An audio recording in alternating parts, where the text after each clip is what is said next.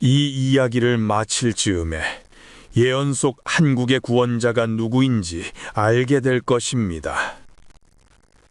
20세기 중반 미국 뉴욕의 한적한 교회에서 태어난 아론 리버만이라는 인물은 당시 주류 사회에서는 주목받지 못했지만 신비주의와 영적 탐구에 몰두하는 소수의 사람들 사이에서는 이미 전설적인 존재였습니다. 그는 어려서부터 남다른 통찰력을 보였고 10대 시절에는 뉴욕 공립도서관의 고서적 코너에서 수많은 시간을 보냈다고 알려져 있습니다. 그의 관심은 흔한 학문이 아니라 고대 지혜와 비밀스러운 가르침에 집중되어 있었습니다.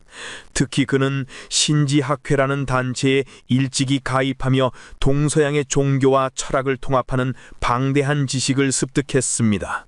하지만 그를 진정으로 특별하게 만든 것은 지식의 축적을 넘어선 그의 깊은 내면 세계였습니다. 그는 고대의 카발라 신비주의에 깊이 천착했습니다. 카발라는 유대 신비주의의 한 분야로 우주의 구조와 인간의 본질을 생명나무라는 상징적인 도식을 통해 탐구하는 복잡하고 심오한 학문입니다. 리버만은 이 생명나무의 10개 세피로트를 통해 세상의 모든 현상을 읽어내는 능력을 개발했습니다. 그의 주변 사람들은 그가 마치 눈에 보이지 않는 실타래로 엮인 세상의 모든 것을 꿰뚫어 보는 것 같다고 말했습니다. 그는 종종 이렇게 말하곤 했습니다. 세상의 모든 사건들은 우연히 발생하는 것이 아니라 거대한 거미줄의 한 부분일 뿐입니다. 그 거미줄의 진동을 느끼면 미래의 울림을 들을 수 있습니다. 그의 예언은 늘 그렇듯 난해하고 은유적이었습니다. 하지만 시간이 흐른 뒤에 돌아보면 그의 말이 정확히 무엇을 의미했는지 명확하게 드러났습니다. 그는 한때 유럽의 한 나라에서 수많은 사람들이 특정 지역으로 향하는 대규모의 영적 이주가 있을 것이라고 예언했습니다. 당시에는 이해하기 힘든 말이었지만 10여 년들이 그 예언은 실제로 특정 종교단체가 신의 계시를 받았다고 주장하며 그들의 본거지를 옮기는 사건으로 현실화되었습니다. 또 다른 예언은 더 놀라웠습니다. 그는 세상의 중심에서 거대한 폭풍이 불어와 인류의 삶의 방식 자체를 바꾸어 놓을 것이라고 했습니다. 당시 많은 사람들은 이를 기후변화에 대한 경고로만 여겼지만 후에 전 세계를 뒤흔든 대격변의 시기를 겪고 나서야 그의 예언이 전 세계적인 사회 시스템의 재편을 의미했음을 깨달았습니다. 이런 예언들은 그가 흔한 점쟁이나 예언가가 아니라 인류의 집단 무의식과 영적 흐름을 감지하는 특별한 존재라는 믿음을 굳히게 만들었습니다. 그렇게 수십 년간 침묵하며 은둔했던 아론 리버만이 다시 세상의 주목을 받게 된 것은 최근의 일입니다. 그는 2025년 늦가을 자신의 제자들에게 다음과 같은 메시지를 전달했습니다. 나는 최근 지혜의 깃발 아래서 새로운 계시를 받았다. 그 계시는 이제는 보이지 않는 어둠이 드리워진 동방의 작은 나라에 관한 것이다. 그 나라는 전례 없는 시련과 고통을 겪게 될 것이다. 그가 언급한 동방의 작은 나라는 모두가 알다시피 대한민국을 지칭하는 것이었습니다. 아론 리버만은 이 나라가 상상조차 할 수 없는 거대한 위기에 직면할 것이며 국가의 존립 자체가 위태로울 정도의 혼란에 빠질 것이라고 경고했습니다.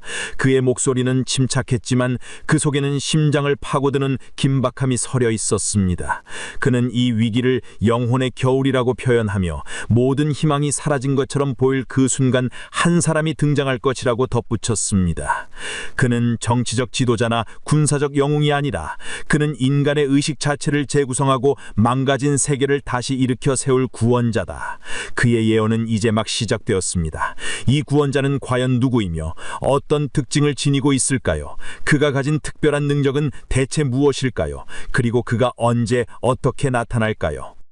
아론 리버만의 예언이 우연의 일치가 아님을 증명하는 사례는 무수히 많습니다.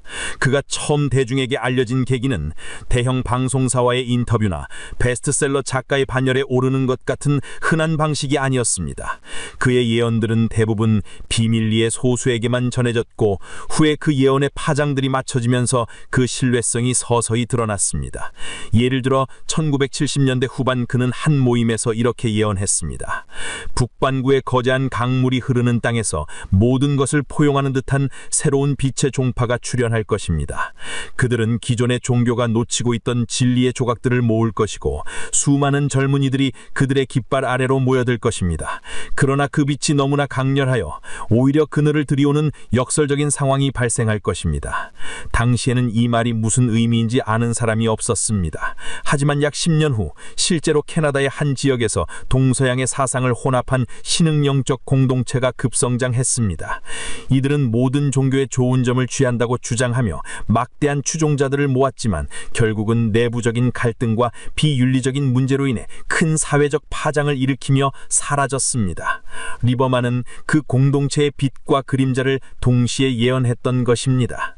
또 다른 놀라운 예언은 1990년대 초에 있었습니다. 그는 세계 경제와 영적 흐름에 대해 다음과 같이 언급했습니다. 아시아의 한 섬나라에서 인간의 욕망이 만들어낸 황금이 무너지기 시작할 것입니다. 그 무너짐은 물질적 풍요에 대한 인류의 환상이 깨지는 신호탄이 될 것입니다. 그 충격은 서쪽의 대륙에까지 파장을 일으키며 거대한 파동이 모든 것을 휩쓸 것입니다. 이 예언 또한 처음에는 그저 모호한 말로 여겨졌습니다. 그러나 몇 년 뒤 일본의 거품 경제가 붕괴하면서 전 세계 금융시장이 요동쳤고, 이는 물질적 풍요만을 뒀던 시대에 대한 근본적인 성찰을 불러일으켰습니다. 그의 예언은 사건 예측을 넘어 그 사건이 가진 영적이고 철학적인 의미까지 꿰뚫어 보았다는 점에서 다른 예언들과 차별화되었습니다. 리버만은 예언의 근거로 자신이 수련한 카발라의 원리를 자주 언급했습니다. 그는 생명나무의 호드와 네차의에 대해 설명하며, 호드는 지성의 영역으로 인간의 논리와 분석을 상징합니다. 반면 네차의는 영원함과 감성, 승리를 의미합니다. 세상의 모든 사건은 이 두 가지 힘의 역동적인 상호작용 속에서 일어납니다. 지성의 과도한 팽창은 결국 감성의 붕괴를 초래하고, 반대로 감성이 복주하면 지성이 제 역할을 하지 못하게 됩니다. 내가 보는 것은 바로 이 두 힘의 불균형입니다. 라고 말했습니다. 그의 예언은 이처럼 복잡한 신비주의적 개념을 통해 세상의 사건을 해석하는 독특한 방식을 보여주었습니다. 그리고 이제 그의 예언의 시선은 한반도를 향하고 있습니다. 그는 최근 받은 계시를 통해 한국이라는 나라가 지정학적 위기를 넘어선 존재론적인 위기에 직면할 것이라고 말합니다. 그는 이 위기를 영혼의 대혼란이라고 표현했습니다. 물질적 풍요와 기술적 발전이 극에 달했지만 그 이면에는 끝없는 공허와 상실감이 자리 잡고 있다는 것입니다. 거대한 탑을 쌓아 올린 나라에서 탑의 그림자가 너무나 길어져 그 아래에 사는 사람들이 빛을 잃을 것입니다.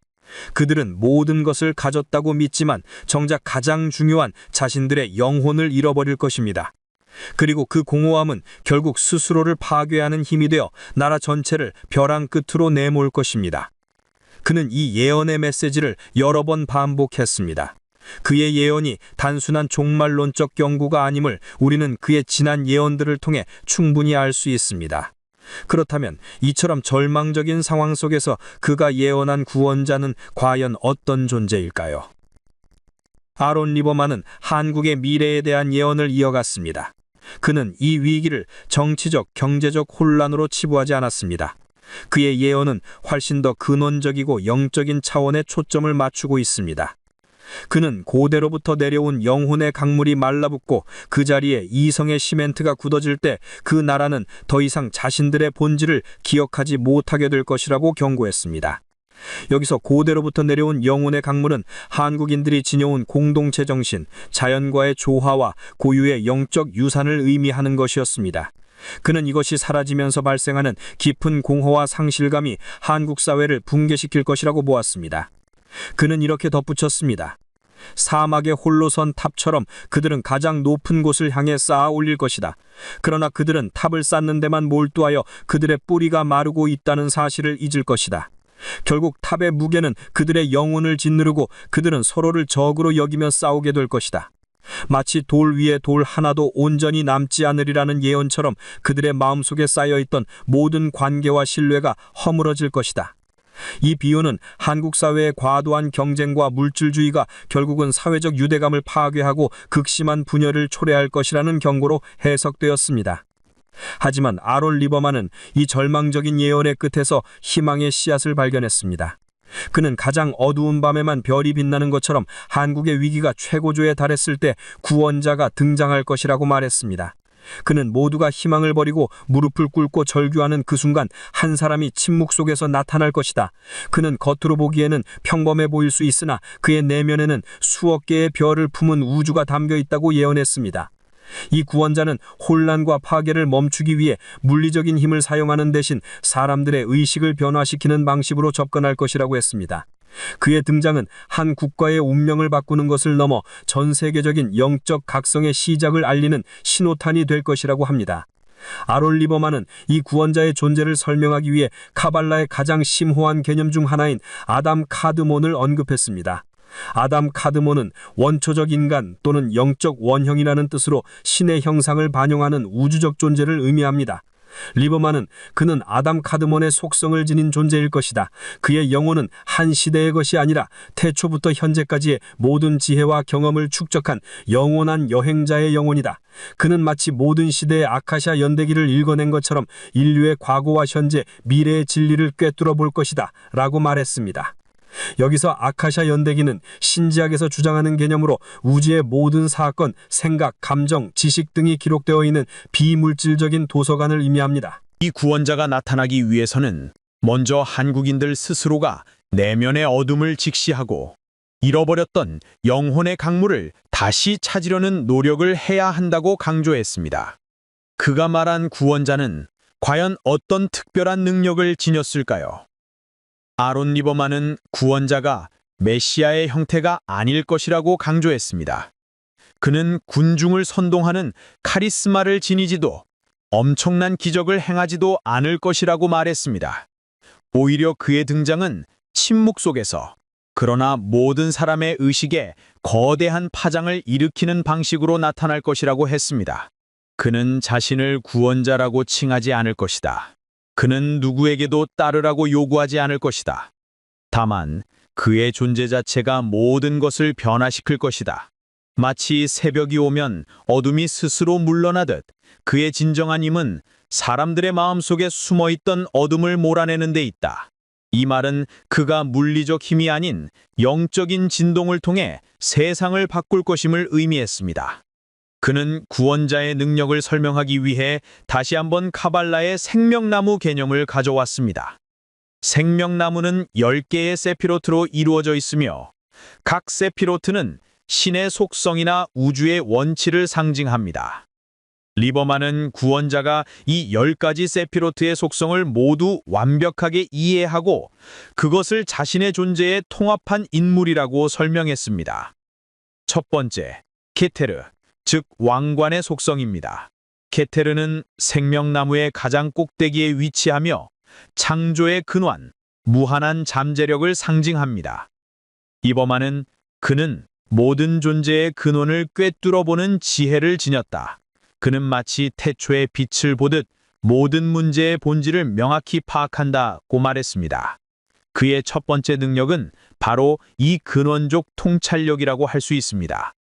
두 번째, 호크마와 비나, 즉 지혜와 이해의 속성입니다. 호크마는 시작과 같은 원초적인 지혜를, 비나는 그 지혜를 구체적인 형태로 이해하고 구조화하는 힘을 의미합니다. 리버만은 그는 단순한 지식을 넘어서는 영원한 지혜를 지니고 있다. 그는 모든 현상의 원리를 이해하고 복잡한 문제의 실타래를 한 번에 풀어낼 수 있는 능력을 가졌다.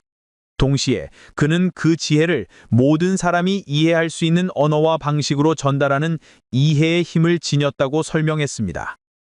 세 번째, 헤세드와 게브라, 즉 자비와 심판의 속성입니다. 이 두 세피로트는 조화와 균형을 상징합니다. 헤세드는 끝없는 사랑과 자비를, 게브라는 정의와 엄격한 심판을 의미합니다. 리버만은 그는 모든 이에게 깊은 자비를 베풀지만 동시에 진리를 왜곡하고 타락한 힘에 대해서는 단호한 심판을 내릴 것이다.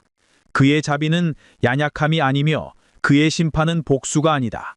그것은 오직 조화를 이루기 위한 행위일 뿐이다. 라고 말했습니다. 이처럼 구원자는 단순한 리더십을 넘어 우주의 근원적 질서를 이해하고 그 질서를 회복시키는 힘을 지닌 존재라는 것이 아론 리버만의 예언의 핵심입니다. 아론 리버만은 구원자가 지닌 특별한 능력뿐만 아니라 그를 알아볼 수 있는 몇 가지 징표에 대해서도 언급했습니다. 그는 이 징표들이 외적인 화려함이 아니라 내면의 깊이에서 우러나온다고 강조했습니다. 그는 화려한 옷을 입지 않을 것이고 큰 목소리로 자신을 드러내지 않을 것이다. 그의 외모는 평범할지 모르나 그의 눈은 깊은 우주의 지혜를 담고 있을 것이다.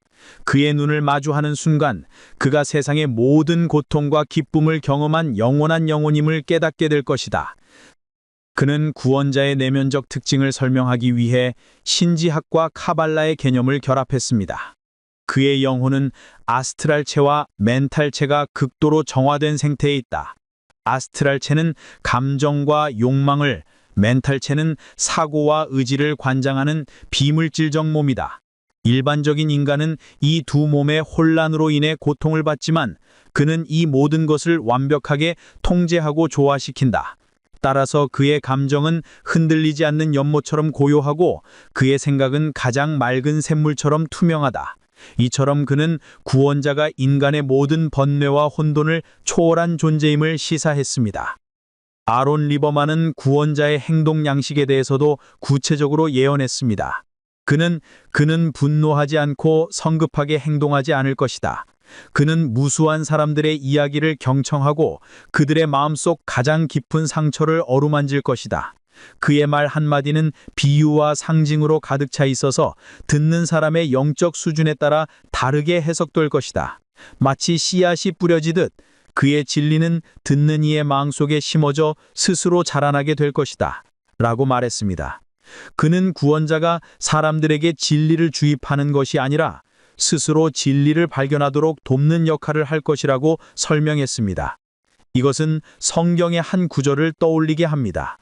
나는 너희에게 진리를 말하지만 너희가 스스로 깨닫지 못하면 아무 소용이 없다. 아론 리버만은 카발라의 생명나무 중 티페레트와 예소드의 속성을 구원자와 연결했습니다. 티페레트는 아름다움과 조화를 상징하며 생명나무의 중앙에 위치하여 모든 세피로트를 연결하는 역할을 합니다. 리버만은 그는 티페레트의 속성을 지닌 존재다.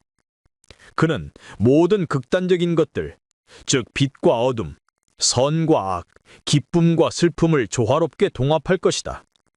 그의 존재는 그 자체로 아름다움이며 세상의 불균형을 바로잡는 조화의 힘이다 라고 설명했습니다. 예소드는 기초를 의미하며 모든 에너지와 진리가 물리적 세계로 드러나기 전에 마지막 단계입니다. 그는 예소드의 힘으로 보이지 않는 영적 진리를 눈에 보이는 현실로 구현해낼 것이다. 그의 의지는 현실을 창조하는 힘이 될 것이다 라고 덧붙였습니다. 아론 리버만의 예언은 구원자가 위기를 해결하는 영웅이 아니라 인간 의식의 진화를 이끄는 영적 스승에 더 가깝다는 것을 보여줍니다. 그렇다면 이 위대한 존재는 언제 그리고 정확히 어디에서 나타날까요? 아론 리버만은 구원자가 나타날 정확한 시기와 장소를 숫자로 명시하지 않았습니다. 대신 그는 신비주의적 상징과 지리적 은유를 사용하여 깊은 동찰을 가진 사람만이 이해할 수 있는 단서들을 남겼습니다. 그는 해가 가장 낮은 곳에 머물고 어둠이 가장 깊을 때 세 개의 물줄기가 만나는 땅에서 그가 모습을 드러낼 것이다 라고 예언했습니다. 이 세 개의 물줄기는 한국의 역사와 문화 그리고 영적 흐름을 상징하는 것으로 해석됩니다. 첫 번째 물줄기는 태고의 영혼을 담은 전통이며 두 번째는 현대의 기술을 상징하는 빠른 변화, 그리고 세 번째는 세계의 빛과 그림자를 담은 국제적인 흐름을 의미합니다. 이 세 가지가 충돌하고 혼합되는 바로 그 지점에서 구원자가 등장할 것이라는 의미입니다. 그는 또한 구원자가 나타날 장소를 묘사하며 오래된 산맥의 그림자가 드리워진 곳, 그러나 그곳은 가장 현대적인 문명이 번성하는 곳이 될 것이다. 과거의 흔적과 미래의 빛이 공존하는 그곳에서 그는 깨어날 것이다 라고 말했습니다. 이 예언은 특정 지역을 지목하기보다 한국 사회의 특성 자체를 암시하는 것처럼 보입니다. 가장 오래된 자연적 유산인 산과 가장 첨단적인 도시의 풍경이 어우러진 한국의 모습을 의미하는 것입니다. 리버만은 그가 모습을 드러내는 것은 어떤 거대한 사건이나 기적이 아닐 것이다. 그는 침묵의 힘을 지닌 존재이기 때문이다. 그를 진정으로 이해하기 위해서는 마음의 눈을 떠야 한다 라고 덧붙였습니다. 리버만은 이 구원자의 등장을 카발라의 생명나무 중 말쿠트의 실현으로 보았습니다. 말쿠트는 왕국을 의미하며 생명나무의 가장 아래에 위치하여 영적 에너지가 물질 세계로 구체화되는 것을 상징합니다. 말쿠트는 신성한 에너지가 현실에 구현되는 그릇이다. 그가 나타나는 순간 그동안 보이지 않던 진리가 현실 세계의 언어와 행동으로 드러날 것이다. 마치 하늘의 뜻이 땅에서 이루어지듯 그의 존재는 모든 이의 영혼을 일깨워 새로운 왕국을 건설할 것이다 라고 설명했습니다. 이는 구원자의 등장이 위기를 해결하는 행위를 넘어 현실 세계 자체를 영적 차원으로 끌어올리는 사건이 될 것임을 의미합니다. 아론 리버만은 마지막으로 경고와 함께 희망의 메시지를 남겼습니다. 그를 알아보는 것은 쉬운 일이 아닐 것이다. 세상의 많은 사람들은 화려한 영웅을 원하지만 그는 침묵의 힘을 지닌 존재이기 때문이다. 그를 진정으로 이해하기 위해서는 마음의 눈을 떠야 한다 라고 말했습니다. 그의 예언은 이제 막 결론을 향해 나아가고 있습니다. 아론 리버만은 구원자가 가져올 변화의 본질을 설명하며 그것이 위기를 해결하는 데 그치지 않고 인간 의식의 근본적인 재탄생을 이끌 것이라고 예언했습니다. 그의 등장은 모든 이의 마음속에 잠들어 있던 황금시대의 기억을 일깨울 것이다.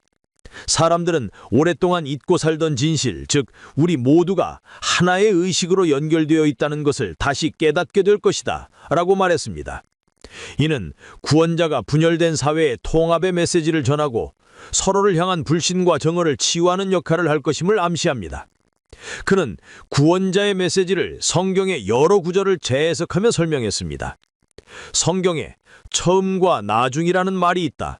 그가 전한 메시지는 처음이자 나중인 진리, 즉 영혼의 영원성이다. 인간의 삶은 일시적이지만 그 안에 담긴 영혼은 영원히 순환하며 진화한다는 것을 그는 가르칠 것이다. 그는 삶의 끝이 곧 새로운 시작임을, 죽음이 끝이 아니라 문을 여는 것임을 보여줄 것이다. 그를 통해 인류는 더 이상 죽음을 두려워하지 않고 영원한 진화의 길을 걷게 될 것이다 라고 말했습니다. 이 예언은 구원자가 인류의 근본적인 두려움인 죽음을 극복할 수 있는 새로운 시각을 제시할 것임을 의미합니다. 아론 리버만은 구원자의 영향력이 점진적으로 퍼져나갈 것이라고 묘사했습니다. 그의 존재는 마치 잔잔한 호수에 떨어진 작은 돌멩이와 같다. 처음에는 작은 파문만을 일으키겠지만 그 파문은 서서히 퍼져나가 결국 호수 전체를 뒤흔들 것이다. 그의 말 한마디, 행동 하나하나가 사람들의 의식을 정화하고 그들 스스로가 자신 안에 있는 구원의 힘을 발견하도록 이끌 것이다. 그는 이 변화의 과정이 거대한 혁명처럼 한순간에 일어나는 것이 아니라 개인의 내면에서부터 시작되는 조용한 각성의 물결이 될 것이라고 예언했습니다.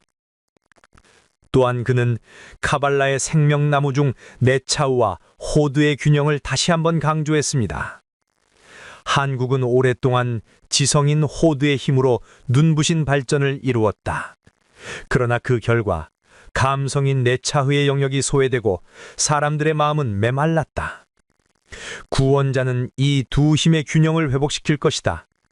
그는 냉철한 이성으로 세상의 문제를 직시하게 하면서도 따뜻한 감성으로 서로를 포용하는 법을 가르칠 것이다.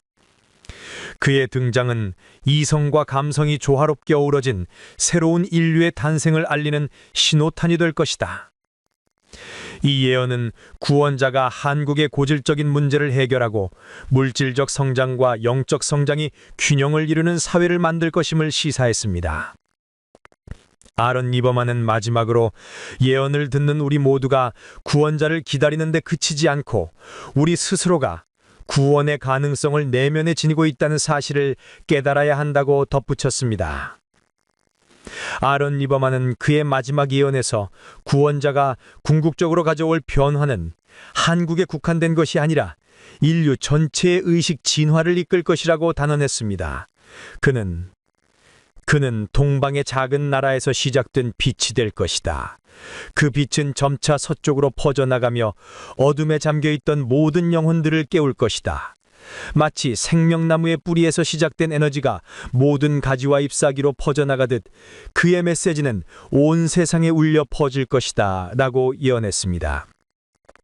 이 예언은 구원자가 한국의 위기를 해결하는 것을 넘어 전 세계적인 영적 각성운동의 시발점이 될 것임을 시사합니다. 그는 구원자의 최종적인 사명을 설명하기 위해 카발라의 가장 높은 세피로트인 케테르를 다시 한번 언급했습니다. 그는 케테르, 즉 왕권의 속성을 완벽하게 실현한 존재다. 케테르는 신의 뜻과 가장 가까운 곳이며 모든 창조의 근원이다. 그는 이 케테르의 속성을 통해 흩어져 있던 인류의 의식을 하나로 모으고 에인소프, 즉 무한자의 뜻을 지상에 구현할 것이다. 이 말은 구원자가 인류를 진정한 하나로 통합하고 모든 존재가 신성한 근원과 연결되어 있다는 것을 깨닫게 하는 역할을 할 것임을 의미합니다. 그의 등장은 새로운 시대를 여는 것을 넘어 인류 역사의 새로운 막을 얼리는 사건이 될 것입니다. 아론 리버만은 또한 구원자가 가져올 변화가 고통 속에서의 탄생이 될 것이라고 경고했습니다. 진정한 변화는 고통 없이는 오지 않는다. 뱀이 허물을 벗는 고통을 겪어야 새로운 생명을 얻듯 인류 또한 고통스러운 시기를 거쳐야만 새로운 의식으로 나아갈 수 있을 것이다. 그가 나타나는 시기는 가장 큰 혼란과 절망의 시기일 것이다. 그러나 그 고통의 끝에 비로소 진정한 희망이 싹틀 것이다. 이 예언은 구원자가 모든 문제를 마법처럼 해결해주는 것이 아니라 인류 스스로가 고통을 이겨내고 성장할 수 있도록 이끌어주는 존재임을 강조합니다. 마지막으로 그는 예언의 모든 메시지를 관통하는 핵심을 이렇게 요약했습니다. 그는 우리가 기다려온 구원자이지만 동시에 우리 모두의 내면에 잠들어 있는 구원의 힘을 깨우는 존재다. 그를 찾는 데만 몰두하지 말아라. 대신 그가 나타날 때를 대비하여 너희 자신을 정화하고 너희 내면의 빛을 키워라. 너희가 진정한 구원자의 빛을 받아들일 준비가 되었을 때 그는 이미 너희와 함께 있을 것이다. 이 말은 결국 아론 리버만의 예언의 궁극적인 목적이 외부의 구원자를 기다리는 수동적인 자세에서 벗어나 우리 스스로가 변화의 주체가 되어야 한다는 메시지를 전달하는 것임을 보여줍니다. 아론 리버만의 예언은 여기서 끝을 맺습니다. 한국의 미래에 대한 그의 충격적인 경고와 그가 예언한 구원자의 존재는 우리가 사는 시대의 근원적인 문제와 우리가 나아가야 할 방향에 대한 깊은 성찰을 담고 있습니다. 이제 모든 것은 우리에게 달렸습니다. 우리는 이 예언을 공상으로 치부할 것인가? 아니면 내면의 빛을 찾기 위한 첫걸음으로 삼을 것인가? 시청자 여러분이 생각하는 구원자가 혹시 있다면 누구인지 댓글로 남겨주십시오. 생각을 공유해 주시는 것으로도 큰 도움이 됩니다. 시청해 주셔서 감사합니다.